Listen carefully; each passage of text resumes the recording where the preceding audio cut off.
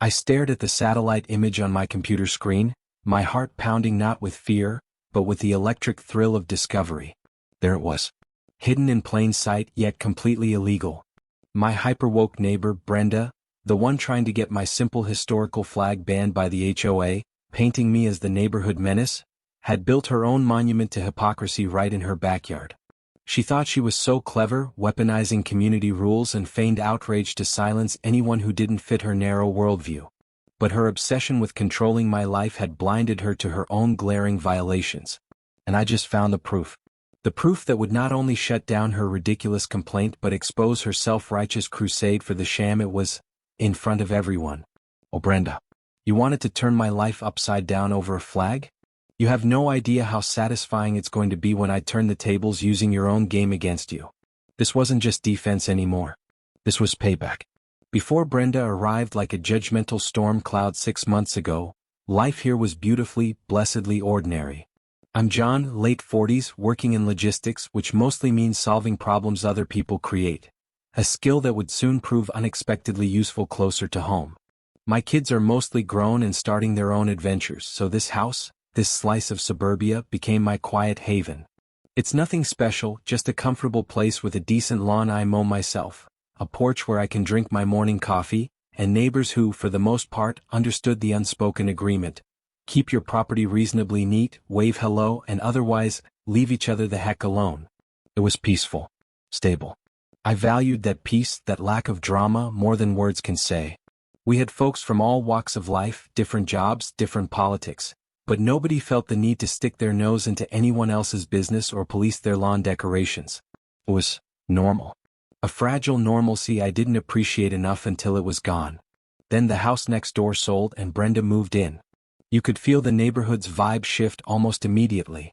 She was probably in her late 30s or early 40s, and carried herself with an air of weary enlightenment, like she'd descended from some higher plane of existence to tolerate us simple suburban folk. Within days, her yard became a billboard for every fashionable progressive cause. A riot of signs, the requisite rainbow flag of course, declarations about indigenous land acknowledgements, climate justice warnings, and the piece de resistance, a big, bold "hate has no home here" sign ironically positioned to glare directly at my property line. She introduced herself by immediately stating her pronouns, which fine whatever floats your boat, and then launched into unsolicited plans for mandatory composting bins and transforming the small community park into a decolonized reflection space, whatever that meant. I tried to be neighborly. Smiled, nodded, muttered a welcome. But I got that prickly feeling, you know? The sense that you're being constantly evaluated and found wanting. The first time her gaze landed on my Gadsden flag, flying discreetly beneath the American flag on my porch pole, as it had for over a year without a single comment, her reaction was visceral. She was tending to her meticulously curated native plant garden, installed by a professional landscaping crew naturally, and she froze mid-weed pull. Her eyes narrowed, her lips pursed into a thin, disapproving line. It wasn't curiosity, it was instant judgment, cold and hard. She didn't say anything that day, just turned back to her plants with a little huff, but the battle lines felt like they'd been silently drawn. The passive aggression started subtly, like a leaky faucet of annoyance. If I was outside, her gaze would slide right past me. I'd overhear snippets of her loud phone calls drifting over the fence, phrases like toxic masculinity symbols, microaggressions in plain sight, uncomfortable environment. It was clearly directed at me, at my flag. Then came the anonymous note, typed and tucked under my doormat. Consider the impact of potentially divisive symbols on creating a truly inclusive community. No signature. Just pure, condescending sanctimony. I tossed it, irritated but not yet alarmed. I figured she was just one of those perpetually offended types, more performative outrage online than real-world action. Just another keyboard warrior who happened to live next door. How wrong I was. That note wasn't the end, it was just her ranging shot before opening fire. The Cold War turned hot a few weeks later. I was out trimming the hedges, a Saturday afternoon ritual. Brenda came marching over, not even pretending to be casual. She stopped just short of my property line, arms crossed, face set in that familiar expression of strained patience, like she was dealing with a particularly dense child. "John," she began, her voice dripping with condescension. We really need to address the issue of your flag. I sighed internally but kept my face neutral. I turned off the hedge trimmer. Brenda. What issue? That snake flag, she said, a flick of her hand towards my porch as if gesturing at something unclean. It's inappropriate. It's a known symbol of hate, used by far-right extremists. It makes the neighborhood feel unwelcoming and frankly, unsafe for marginalized groups. Okay, deep breaths. Don't let her get to you. Brenda, I replied, trying to keep my voice even, it's the Gadsden flag. It's a historical flag from the American Revolution. It stands for liberty, resistance to tyranny. It has absolutely nothing to do with hate. Its meaning is literally, don't tread on me.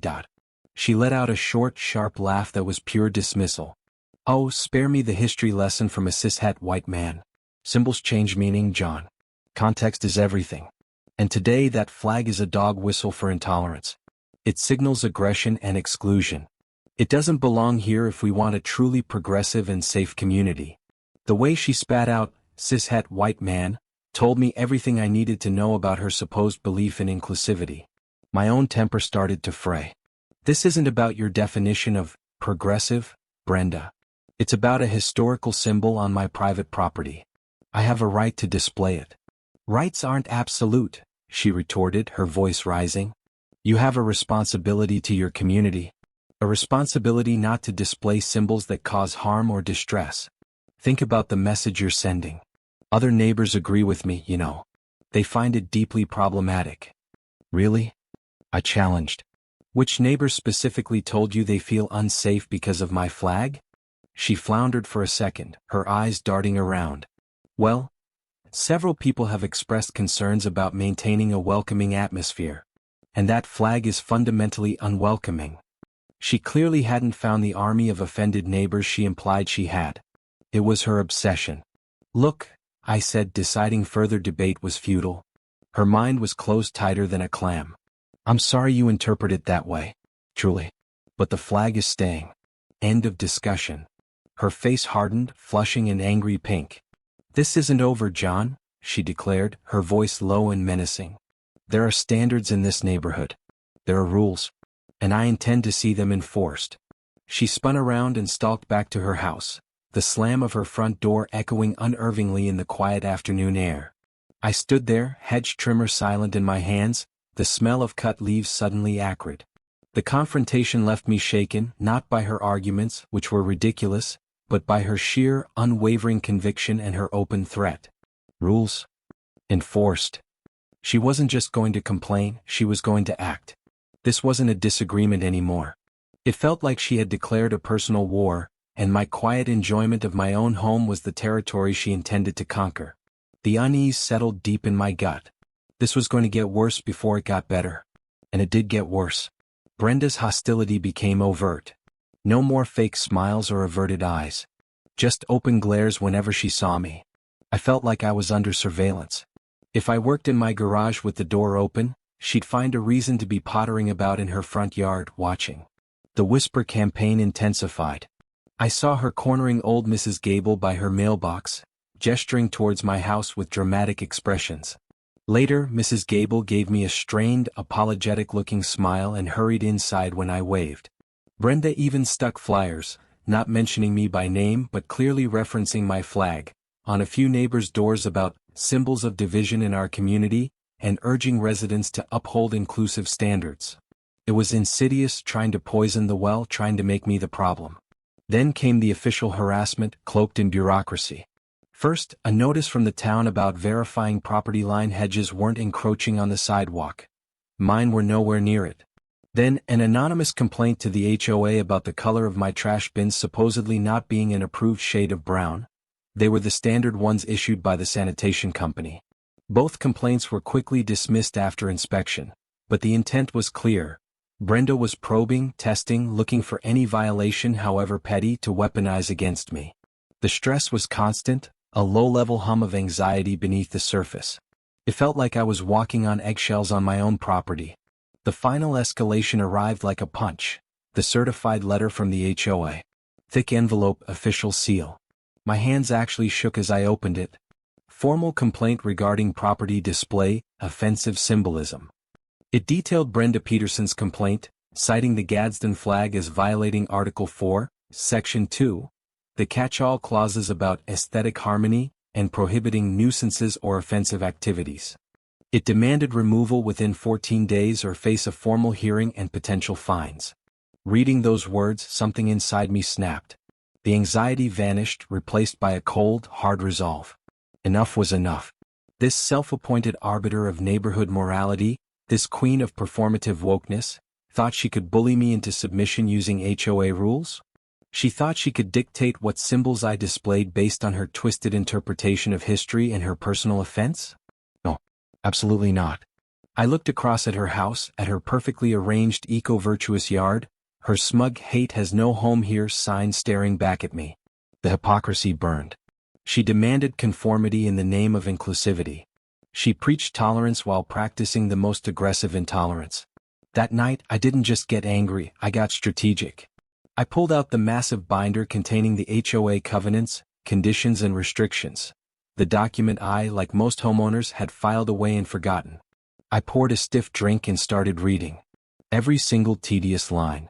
Architectural guidelines, nuisance clauses, rules about sheds, fences, landscaping, drainage, the entire process for complaints and hearings. I highlighted, took notes, cross-referenced sections. She wanted to play by the rules, fine. We'd play by all the rules. And as I meticulously dissected the legalese governing our little suburban fiefdom, a seed of an idea began to sprout. Brenda presented herself as Miss Perfect Citizen, the embodiment of community standards she was so eager to enforce on me. But was she really? Nobody's perfect. Everyone bends a rule now and then. What if her own house, her own meticulously curated environment, wasn't quite as compliant as she pretended? What if her progressive halo had a few dents in it? The thought was initially just defiant. But the more I considered her personality, the performative perfection, the obsessive control, the more I suspected there might be something she overlooked, something she assumed no one would notice while she was busy policing my life. The investigation began that night. I wasn't just building a defense anymore. I was going on the offensive. She lit the fuse, but I was going to be the one holding the bomb when it finally went off. My counteroffensive started quietly, digitally. County assessor website, town planning department portal, permit databases. I cross-referenced Brenda's property records, looking for any discrepancies, any permits applied for, or not applied for. Initially, nothing major jumped out regarding the house itself. But then I remembered her backyard, the tall privacy fence she'd installed almost immediately after moving in. Yes, she had gotten HOA approval for the fence. I checked. What was she hiding back there? Google Maps satellite view. Bingo. Tucked away in the far corner of her lot, barely visible from the street but clear as day from orbit, sat a structure. A greenhouse. Not some flimsy plastic hoop house either. This looked substantial, maybe 10 by 15 feet, metal frame, glinting, glass panels. My pulse quickened.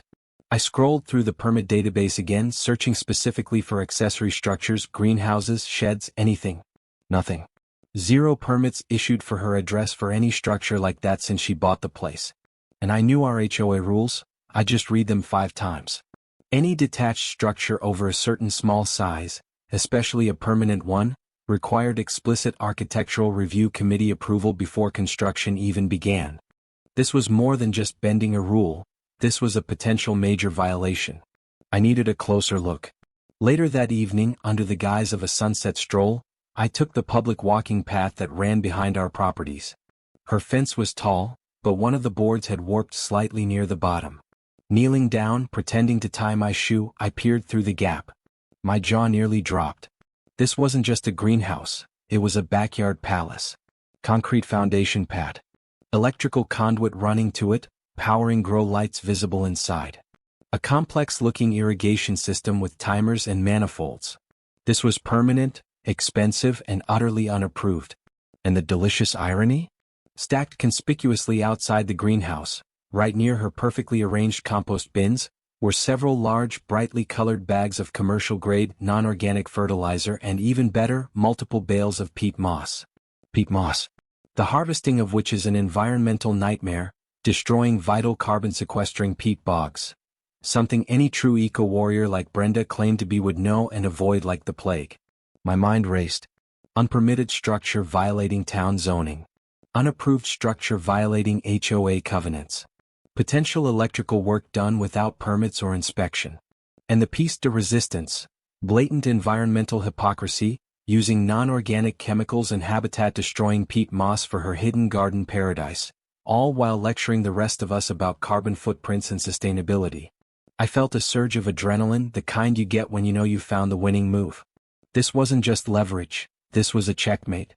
I checked the HOA bylaws again on my phone right there. Drainage was key too. Any impervious surface like a concrete pad needed proper grading to manage runoff.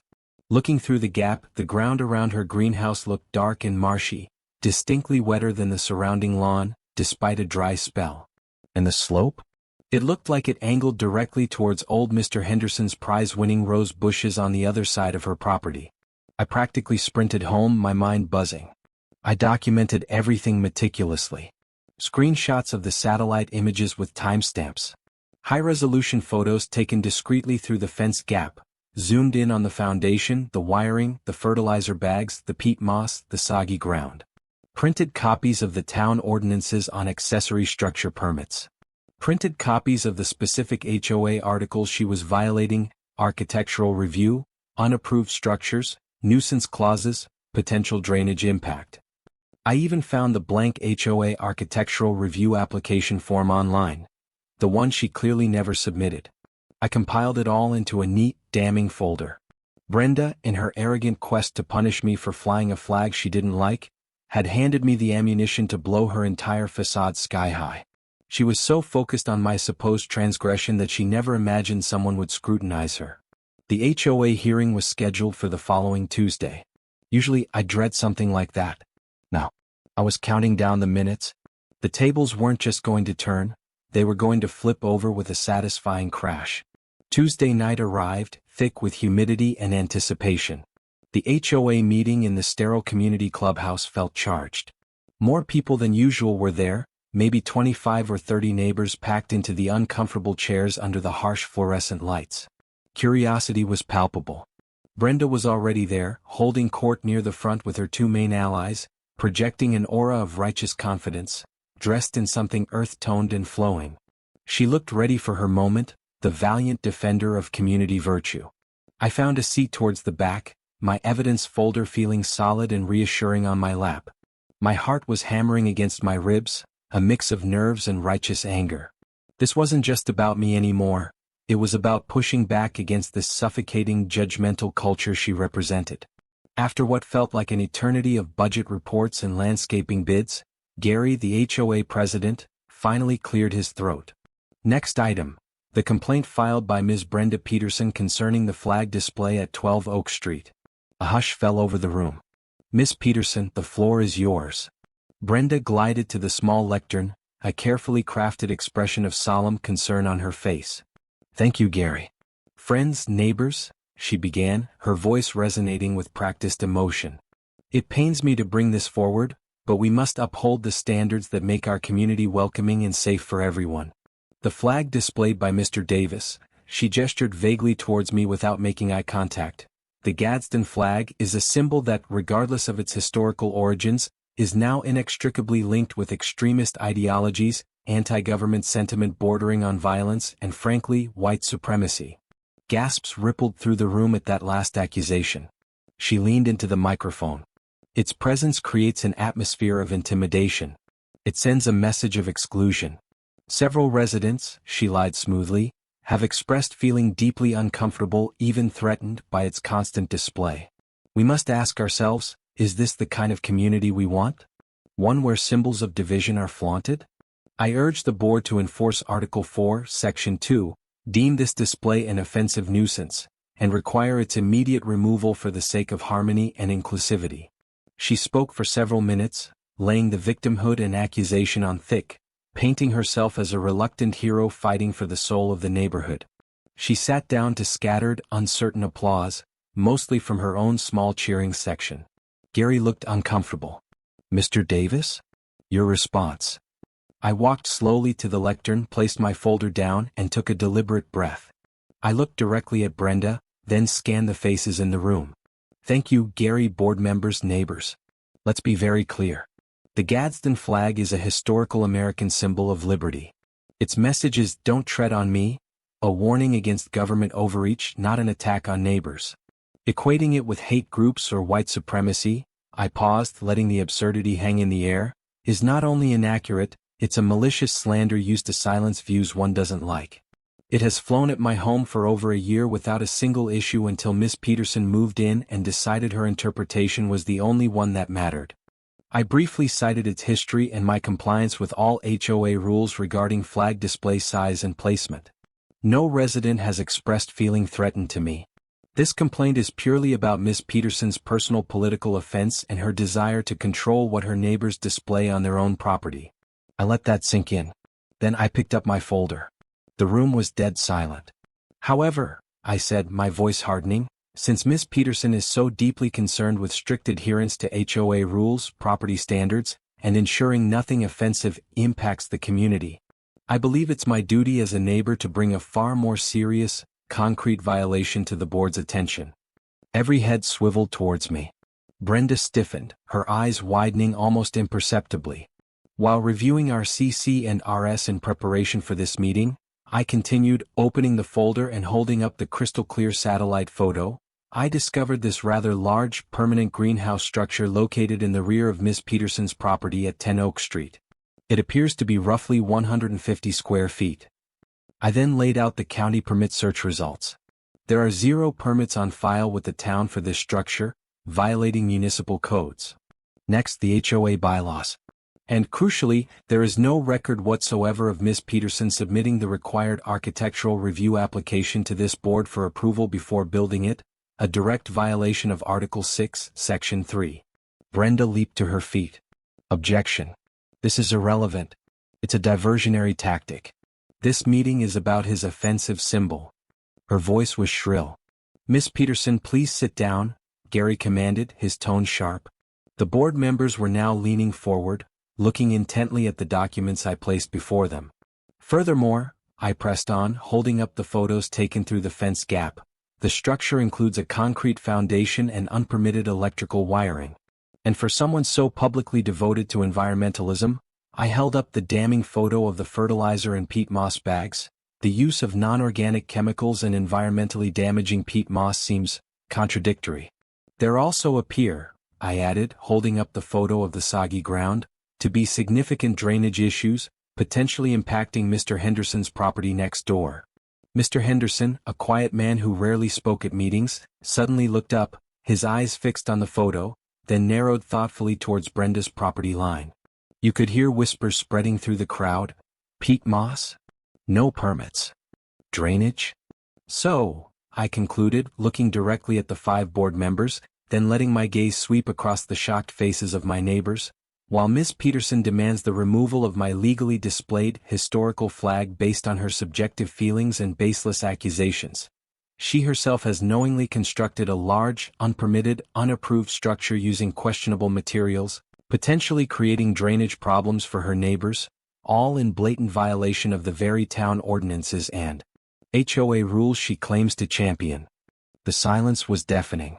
Brenda stood frozen, her face contorted in a mask of pure, unadulterated fury and humiliation. Her allies looked like they wanted the floor to swallow them. This is a vindictive personal attack." Brenda finally sputtered, her voice trembling with rage. "My greenhouse it's perfectly fine. It's beautiful. It's none of his business. Compliance with HOA bylaws and town ordinances is everyone's business, Miss Peterson," Gary stated coldly, looking down at the pile of evidence. He exchanged glances with the other board members, who nodded grimly. The decision was swift. "Mr. Davis," Gary announced, his voice firm and clear, "the board finds no violation regarding your flag display. The complaint is dismissed." A wave of pure, unadulterated relief washed over me. I nodded curtly. "Miss Peterson," Gary continued, his gaze fixing on her, "based on the substantial evidence presented, the board finds your property to be in clear violation of multiple HOA covenants and likely town ordinances. You will receive a formal notice of violation within 48 hours. You have 30 days to remove the unpermitted structure entirely or submit comprehensive plans for retroactive approval, which, frankly, given the lack of permits and potential compliance issues, may be difficult to obtain. Failure to comply will result in significant daily fines, legal action, and potential liens on your property. Brenda looked utterly poleaxed. Her mouth opened and closed like a fish gasping for air. The righteous crusader facade crumbled, revealing raw, sputtering rage underneath. She grabbed her sustainable tote bag, shot me a look so venomous it could kill weeds, and practically fled the room, shoving past stunned neighbors without a word. Her two allies scurried out after her, avoiding everyone's eyes. The tension in the room broke. There wasn't applause, but there was a collective exhale, followed by a buzz of murmurs. Several neighbors, including Mr. Henderson, caught my eye and gave me slow, deliberate nods of approval. Justice served cold and documented. It was profoundly, deeply satisfying. The fallout was swift and decisive. Brenda got the official HOA notice, thick with citations and warnings. Faced with undeniable proof, daily fines looming, and her neighborhood reputation in tatters, she had no choice. Less than 2 weeks later, a noisy demolition crew arrived. The sounds of sawing metal and, later, the bone-jarring rattle of a jackhammer breaking up the concrete pad, were music to my ears. Her secret garden paradise, her monument to hypocrisy, was reduced to rubble and hauled away. Socially, Brenda became persona non grata. Her attempts to lecture or organize evaporated. Neighbors who had been swayed by her whispers now gave her a wide berth. Her performative activism lost all credibility. She still lives there, but the smug superiority is gone, replaced by a sullen, withdrawn silence. "The hate has no home here" sign still stands, a monument now only to her own exposed intolerance and hypocrisy. When we pass on the sidewalk, she looks straight through me, her face tight with resentment. It doesn't bother me in the slightest. My Gadsden flag? It still flies, catching the breeze on my porch. Feels like more than just a flag now. It's a quiet testament to standing your ground, to refusing to be bullied by those who weaponize ideology and feigned offense to control others. The whole ordeal was stressful, no doubt. It disrupted the peace I valued so highly. But the resolution, exposing the hypocrisy, watching the tables turn so completely, reclaiming my right to live undisturbed on my own property, brought a sense of profound vindication. It reinforced a hard lesson. Sometimes the loudest advocates for rules and tolerance are the biggest hypocrites, expecting standards from others they'd never applied to themselves. Brenda thought her woke credentials gave her a free pass to tread on my rights. She learned the hard way that principles like liberty and accountability cut both ways. And watching her learn that lesson, seeing that particular brand of arrogant overreach meet its very public consequence, that provided a deep, lasting satisfaction that made the whole fight worthwhile. "Don't tread on me" took on a whole new, very personal meaning.